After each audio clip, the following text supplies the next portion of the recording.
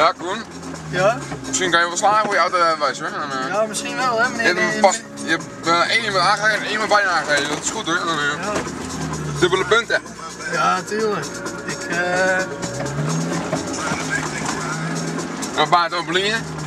Ja, maar die staan volgens mij op het kruispunt hè. Ja. Het kan wel eens voorkomen dat je dat zomaar ziet.